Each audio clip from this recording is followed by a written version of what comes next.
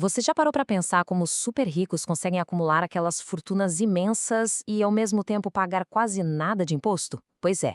Hoje, a gente vai desvendar as estratégias financeiras super sofisticadas que tornam isso possível. E o mais interessante, usando as próprias regras do jogo. Olha só essa frase do Barack Obama sobre a Woodland House, um prédio bem modesto lá nas Ilhas Cayman.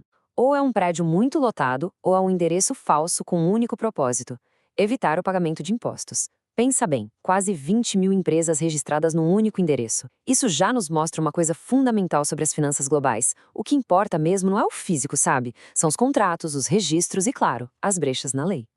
E a escala desse sistema é simplesmente monumental. Especialistas estimam que mais de 10 trilhões de dólares em patrimônio estão guardados em centros financeiros offshore. Para ter uma ideia, isso é mais do que o PIB do Japão, tudo alocado em lugares que a maioria de nós nem saberia apontar num mapa. Ok, vamos entender como isso funciona na prática. Uma das estratégias mais famosas é a comprar, pegar emprestado, morrer. É basicamente um método de 3 passos que deixa o patrimônio crescer, enquanto os impostos, bem, diminuem. Parece coisa de outro mundo, mas a lógica por trás é bem direta. O pulo do gato é o seguinte: os impostos são cobrados sobre a renda. Então, se for possível evitar ter renda no papel, dá para evitar os impostos.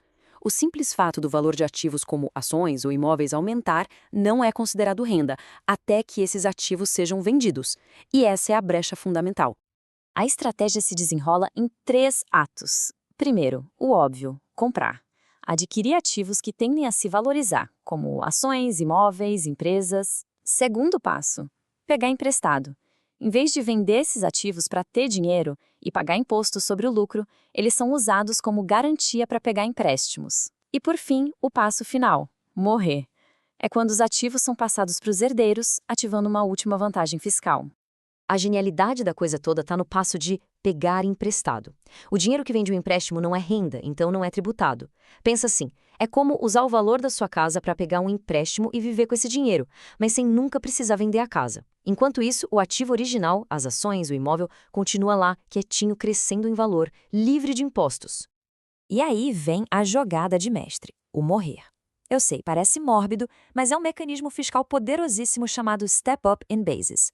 Quando os herdeiros recebem os ativos, a base de custo para fins de imposto é resetada para o valor de mercado daquele dia. Todo o ganho de capital que foi acumulado por décadas é legalmente apagado. Se os herdeiros venderem tudo no dia seguinte, eles não pagam um centavo de imposto sobre todo aquele lucro. Beleza, essa estratégia funciona muito bem para fortunas de milhões. Mas como isso é escalado para trilhões em nível global? Bom, aí a gente entra num território mais complexo: a infraestrutura offshore. E é aqui que a gente encontra uma lacuna de conhecimento importante: como se passa de uma estratégia individual para um sistema global.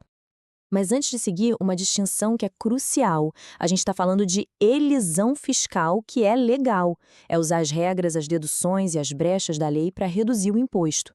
Isso é bem diferente de evasão fiscal, que é crime, é esconder dinheiro ou simplesmente não declarar a renda. O sistema offshore é construído inteirinho em cima de uma elisão fiscal bem agressiva. Essa frase resume uma mudança de mentalidade que é fundamental. Os ricos não possuem nada. Suas empresas, sim. Para entender o mundo offshore, tem que abandonar a ideia de posse pessoal. A chave aqui é a posse corporativa. E o objetivo final é exatamente este: no papel, a pessoa não é dona de nada, mas na prática, ela controla tudo. Essa estrutura cria uma barreira legal e fiscal que é quase intransponível entre a pessoa e a sua fortuna. Vamos ver como isso funciona. É como uma daquelas bonecas russas, uma entidade dentro da outra. A primeira camada: um indivíduo cria um trust, que é uma espécie de fundo, numa jurisdição como Jersey, que é famosa por suas leis de privacidade. Aí, abrindo essa primeira boneca, a gente vê que esse trust é o dono de uma shell company, uma empresa de fachada, registrada em outro paraíso fiscal, tipo as Ilhas Virgens Britânicas. É uma empresa que existe praticamente só no papel, sem escritório, sem funcionário, nada. E, finalmente, essa empresa de fachada é a proprietária legal dos ativos do mundo real: o iate, a mansão, a carteira de ações. A pessoa física é apenas a beneficiária do trust, ela não é a dona direta dos bens. Então, se alguém processar essa pessoa, tecnicamente, ela não possui nada. Bom, até agora falamos dos conceitos. Mas como isso se parece no mundo real?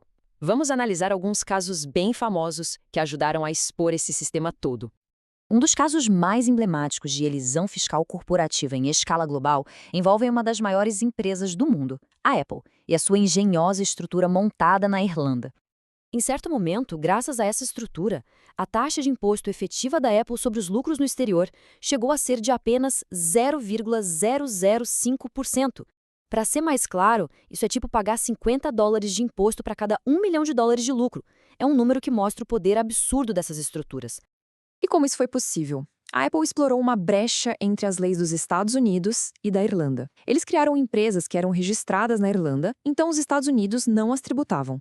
Só que elas eram gerenciadas a partir dos Estados Unidos, então a Irlanda também não as tributava.